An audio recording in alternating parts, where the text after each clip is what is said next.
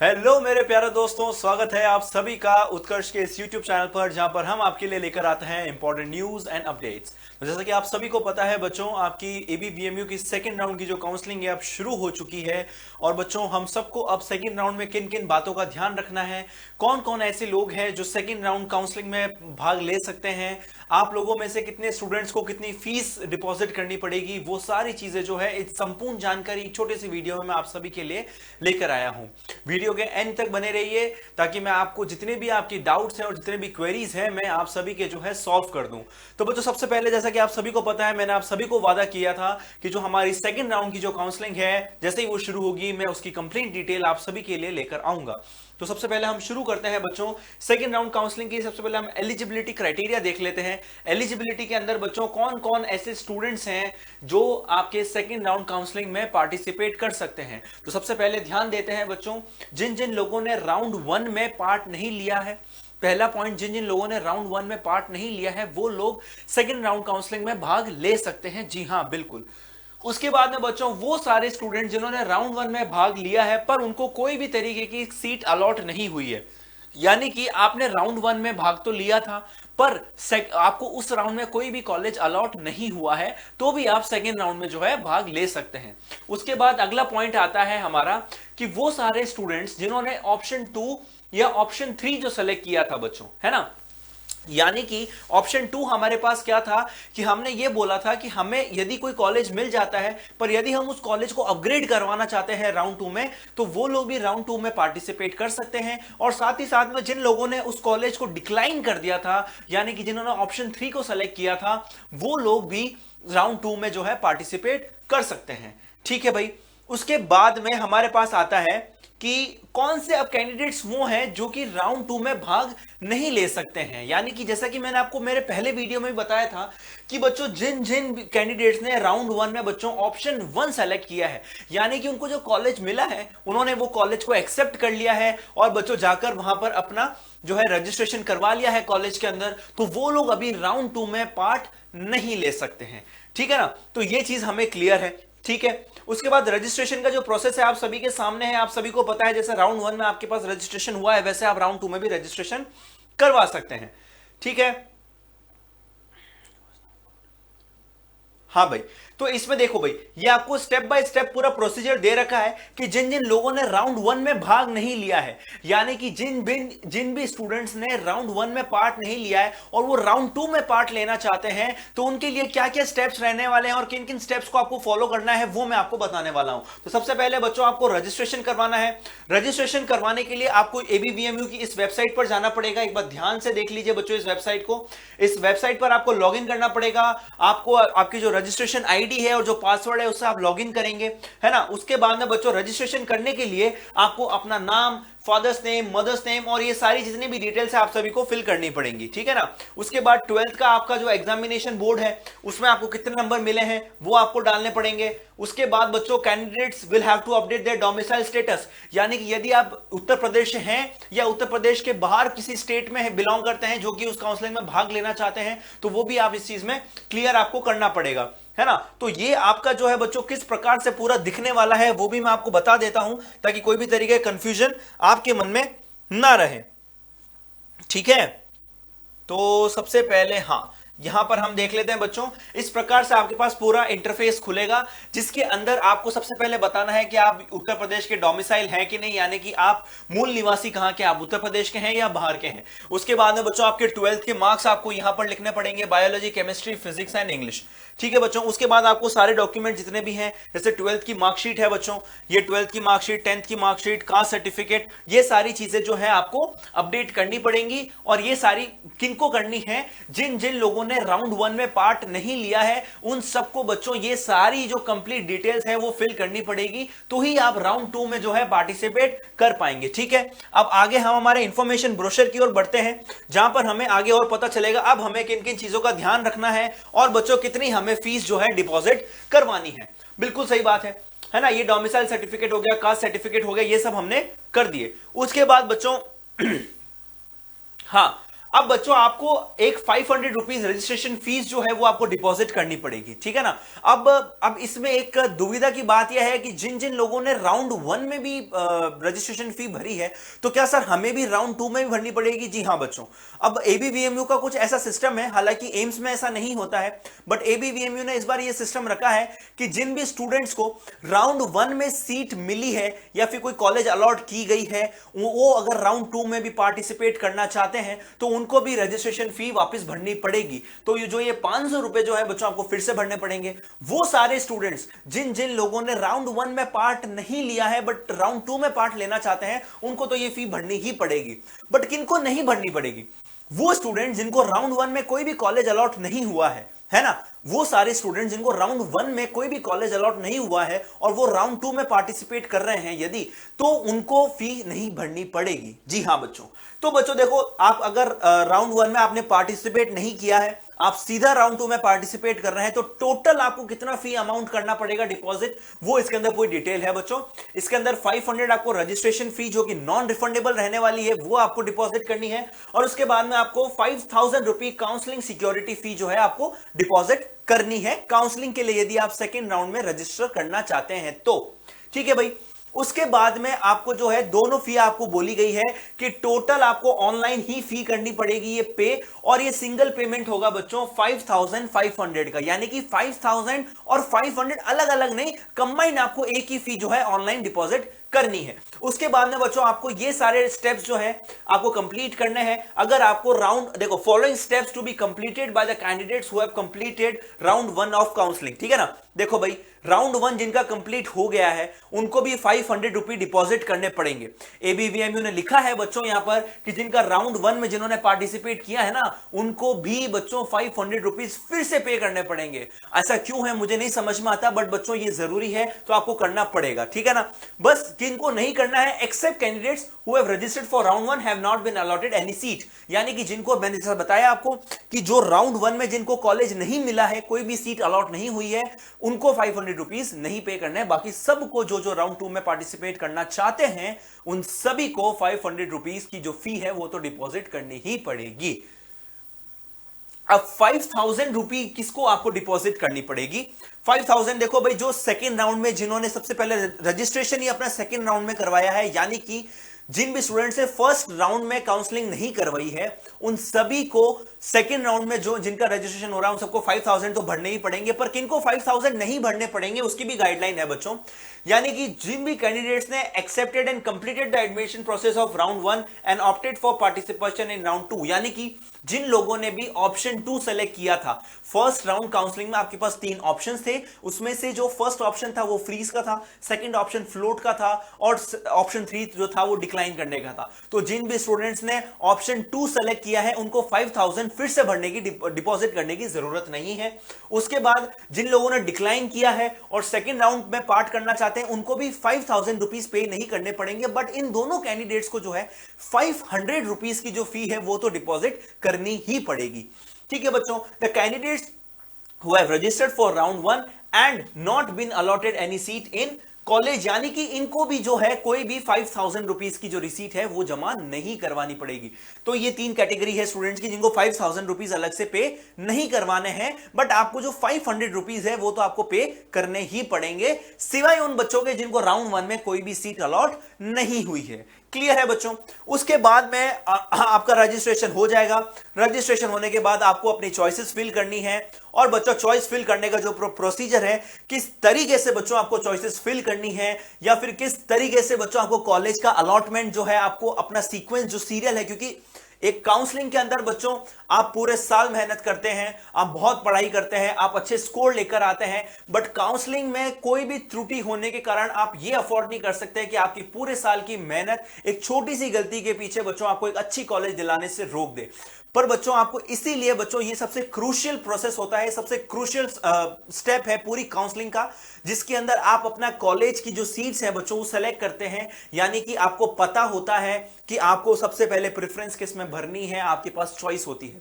तो एक wise choice आपको बनानी है, एक वाइज लिस्ट बनानी है। इसके लिए बच्चों मैंने आप सभी की एक छोटी सी मदद करने की कोशिश करी है, जहां पर मैंने यूट्यूब पर बच्चों बेस्ट गवर्नमेंट कॉलेजेस यूपी की कौन कौन सी हैं और किस सीक्वेंस में आपको कॉलेजेस भरनी है वो भी मैंने मैंने आपको जो है क्लियर किया है। तो यदि आपने अभी तक वो वीडियो नहीं देखा है तो इसी प्लेलिस्ट में बच्चों आपको नीचे वो वीडियो मिल जाएगा, जहां पर मैंने एबीवीएमयू के तहत आप कौन सी कॉलेजेस को सेलेक्ट कर सकते हैं और किस क्रम में कर सकते हैं, क्या सीक्वेंस आपको रखना है, वो भी मैंने आपको जो है क्लियर किया है। उसके बाद में बच्चों हम आगे बढ़ते हैं, ठीक है ना। आपने चॉइसेस फिल कर ली, चॉइस फिल करने के बाद इन्होंने बोला है कि आपको एक प्रिंट आउट निकाल कर रखना है जो भी आपने चॉइसेस फिल करी है, और आपको लॉक करनी है सारी चॉइसेस। जब तक आप लॉक नहीं करेंगे तब तक वो वहां पर सेव नहीं होगी, तो लॉक करनी है लास्ट डेट से पहले पहले आपको ये इसका प्रिंट आउट निकाल कर रखना है ना। उसके बाद यदि बच्चों जो कैंडिडेट्स है जिनको सीट अलॉट हो गई है ना, जिनको अब राउंड 2 में जो सीट अलॉट हो चुकी है, यानी कि अब जब आगे आपका सीट अलॉटमेंट का समय आएगा तो मैं फिर आपको एक बार फिर से इस चीज के बारे में डिटेल में बता दूंगा। बट अभी आपको एक चीज का ध्यान रखना है बच्चों, वो ये है कि जिन भी कैंडिडेट्स को राउंड 2 में बच्चों सीट अलॉट हो जाती है उनको पोर्टल पर लॉग इन करना पड़ेगा, और लॉग इन करने के बाद बच्चों जैसा कि राउंड 1 में आपके पास 3 ऑप्शंस आए थे, राउंड 2 में इस बार आपके पास 3 ऑप्शंस नहीं होंगे। जी हां, आपको सिर्फ और सिर्फ 2 ऑप्शंस मिलेंगे। वो कौन कौन से होंगे? एक तो एक्सेप्ट द अलॉटेड सीट, यानी कि अगर आप ऑप्शन 1 सेलेक्ट करते हैं और यदि आपको कोई कॉलेज की सीट अलॉट होती है तो आपको वो कॉलेज की सीट एक्सेप्ट करनी पड़ेगी, और एक्सेप्ट करने के बाद निर्धारित समय में आपको कॉलेज जाकर रिपोर्टिंग करना पड़ेगा इन पर्सन। यानी कि जब आप ऑनलाइन 40,000 रुपए फीस डिपॉजिट कर चुके हैं उसके बाद आपको कॉलेज जाकर भी एक बार इन पर्सन फिजिकली वहां पर अपना रजिस्ट्रेशन करवाना पड़ेगा और वहां पर आपको रिपोर्ट करना पड़ेगा। उसके लिए आपको 2,000 रुपीज अलग से वहां पर पे करने पड़ेंगे जो कि कॉलेज के लिए रहेंगे, उसके एडमिनिस्ट्रेशन वर्क के लिए, तो वो तो आपको पे करने ही पड़ेंगे, वो मैंने आपको लास्ट वीडियो में भी बताया था। दूसरा ऑप्शन आपके पास आता है डिक्लाइन द अलॉटेड सीट, है ना। अब यहां पर बच्चों आपके पास, आपने ध्यान दिया होगा तो आपके पास ऑप्शन 1 और ऑप्शन 2 है, पर बच्चों आपके पास तीसरा ऑप्शन अपग्रेड करने का ऑप्शन राउंड 2 में नहीं है। तो बच्चों जब भी आप कोई भी सीट अलॉट हो या फिर कोई भी आपको कॉलेज के अंदर सीट अलॉट की जाए, उसके बाद आपको एक चीज का ध्यान रखना है, वो ये है कि आप कोई भी ऑप्शन सेलेक्ट करते हैं बहुत सोच समझ के कीजिएगा बच्चों, जल्दबाजी में कोई भी गलती मत कीजिएगा, नहीं तो आपको कॉलेज मिलते मिलते रह सकती है, ठीक है ना। इस चीज का आपको स्पेशली ध्यान रखना है। एक important notice, failure to log in and selecting the option after the seat selection within the date and time specified in the schedule will lead to the forfeit of the allotted seat and security fee।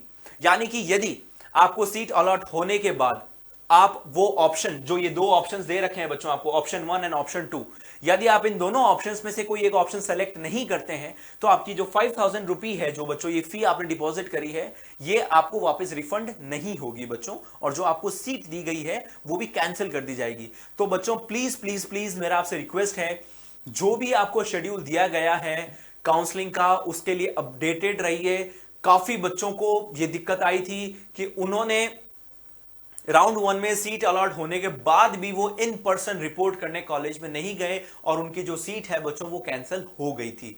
तो बच्चों इन चीजों का खास तौर से ध्यान रखिए, क्योंकि ये सारे जो नोटिस हैं ये आपको बच्चों रेड लाइन में दे रखे हैं हाईलाइट करके, तो इन चीजों पर तो आपको स्पेशली ध्यान देना ही है, ठीक है ना बच्चों। उसके बाद जैसा कि आप सभी को पता है ठीक है ना, उसके बाद आपको 40,000 रुपीज की जो फी है वो सबमिट करवानी पड़ेगी, और 40,000 की जो सीट है बच्चों वो सारी के सारे कौन कौन स्टूडेंट सबमिट करवाएंगे, यानी कि वो सारे स्टूडेंट्स, उनको 40,000 रुपीज सबमिट करवानी है जो भी स्टूडेंट्स बच्चों, candidates who have already deposited in round 1 have to and have selected option to participate in round 2 are not required to redeposit the fee. यानी कि बच्चों जिन्होंने राउंड 1 में पार्टिसिपेट किया है ना, जो ऑलरेडी 40,000 रुपीज डिपॉजिट करवा चुके हैं और जो अपनी सीट को अपग्रेड करवाने के लिए आगे उन्होंने ऑप्शन 2 सेलेक्ट किया है, उनको ये 40,000 रुपीज अलग से पे करने की जरूरत नहीं है, ठीक है ना। बाकी यदि आपको राउंड 2 में, अगर आप स्पेशली सिर्फ राउंड 2 में आपने रजिस्टर किया है, राउंड 1 में आपने रजिस्टर ही नहीं किया है, और यदि आपको कोई सीट अलॉट होती है तो आपको सीधा 40,000 रुपीज डिपॉजिट करवाने हैं, और उसके बाद ही जो है आपका जो सीट का जो अलॉटमेंट है वो कंफर्म होगा, वो फिक्स होगा। उसके बाद में बच्चों हम आगे बढ़ जाते हैं, है ना। उसके बाद में कुछ इंपॉर्टेंट चीजें हम देख लेते हैं। हाँ, उसके बाद एक चीज ये है, if any candidate reshuffles their existing seat and gets a new upgraded seat in round 2, his or her round 1 allotted seat will be automatically cancelled. It is mandatory for the candidate to take admission in upgraded seat round 2 counseling। इसका मतलब ये है बच्चों कि यदि आपने round 1 में option 2 select किया है, यदि आपकी सीट अपग्रेड होती है राउंड 2 में, है ना, ऑप्शन 2 सेलेक्ट करने के बाद यदि आपकी राउंड 2 में सीट अपग्रेड होती है या रीशफल कर दी जाती है या कोई और कॉलेज में आपको सीट दी जाती है, तो बच्चों आपको वो सीट लेनी पड़ेगी, ठीक है ना। क्योंकि बच्चों आपका जो राउंड 1 में जो आपको कॉलेज सीट मिली थी वो ऑटोमेटिकली कैंसिल हो जाएगी, ठीक है ना। तो आपको राउंड 2 में जो भी कॉलेज मिल रही है आपको कॉलेज में जाकर रिपोर्ट करना पड़ेगा और आपको वो सीट उठानी पड़ेगी। If candidate seat is not upgraded reshuffled in round 2 his or round 1 allotted seat will be retain. अब देखिए बच्चों, दो चीजें होती है कि या तो आपको राउंड 2 में आपकी नई सीट, आपको अपग्रेडेड सीट मिल रही है या तो नहीं मिल रही है। यदि आपको सीट अपग्रेडेशन होता है या फिर आपकी सीट जो है बच्चों रीशफल होती है, तो फिर आपको राउंड 2 में जो भी कॉलेज मिल रही है या कोई भी कॉलेज में जो भी सीट मिल रही है बच्चों, वहां पर आपको जाकर रिपोर्ट करवाना है। पर यदि बच्चों आपकी सीट रीशफल नहीं होती है या अपग्रेड नहीं होती है, तो फिर आपको कुछ भी नहीं करना है। आपको जो राउंड 1 में जो सीट मिली है बच्चों, वो आपकी सीट फाइनल होगी। आपने ऑलरेडी अगर उसके लिए जाकर रजिस्टर करवा रखा है तो आपको उसके बाद कुछ भी करने की जरूरत नहीं है। ठीक है बच्चों। आपने फी डिपॉजिट करवा दी, आपने कॉलेज में रिपोर्ट कर दिया, 2000 रुपीज मैंने बताया था आपको अलग से डिपॉजिट करने पड़ेंगे। उसके बाद बच्चों कॉलेज आपके सारे डॉक्यूमेंट जो है एक सेट आपको, हाँ जैसा कि आप सभी को मैंने लास्ट वीडियो में भी बताया था बच्चों कि अगर यदि आपको कोई सीट अलॉट होती है, आप डॉक्यूमेंट्स के साथ कॉलेज में जाएंगे, कॉलेज में आप रिपोर्ट करेंगे, आपको एक ओरिजिनल जितने भी आपके डॉक्यूमेंट्स हैं उनका सेट बनाकर रखना है और साथ में 2 सेट फोटोकॉपीज के अलग से बनाकर रखने हैं। ठीक है ना। कौन कौन से डॉक्यूमेंट्स लगेंगे वो आपको मैं बता देता हूं, है ना। ये प्रोविजनल आपका allotment letter, passport size photo, fee deposit जो आपने करी है 40,000 रुपीज, उसका एक प्रिंट आउट लेकर रखना है बच्चों। आपको एक वैलिड आईडी कार्ड रखना है। उसके बाद बच्चों जो आपने फिलिंग के टाइम पे जो भी वेरिफिकेशन शीट अपलोड करी है उसकी कॉपी चाहिए रहेगी बच्चों।